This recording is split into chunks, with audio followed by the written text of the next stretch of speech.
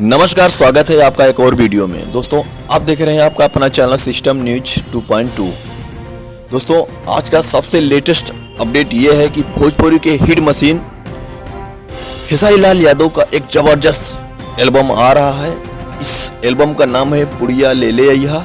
यह गाना आपको खेसारी म्यूजिक वर्ल्ड चैनल से देखने को मिलेगा। यह गाना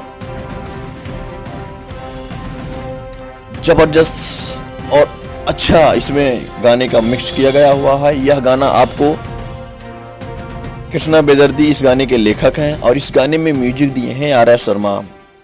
दोस्तों, और इस गाने के सिंगर तो ही हैं खेसारी लाल यादव। और दोस्तों, भोजपुरी में इस समय देवी गीत बैक टू बैक आ रहे हैं। पवन सिंह जहां कंटिन्यू गाना लेके आ रहे, वहीं खेसारी लाल भी कितना विवादों के बावजूद भी उनके पैर डगमगाए नहीं और जोरदार वापसी करते हुए नए नए एल्बम लेके आ रहे हैं। दोस्तों, खेसारी लाल यादव एक ऐसे सिंगर हैं जो अपनी गायकी से और अपने डांस से सब लोगों को चौंका देते हैं। उनके जैसा बेहतरीन डांस कोई कर नहीं सकता और उनकी सिंगिंग की कोई बात ही नहीं है। दोस्तों, आशा करते हैं आपको वीडियो पसंद आया होगा।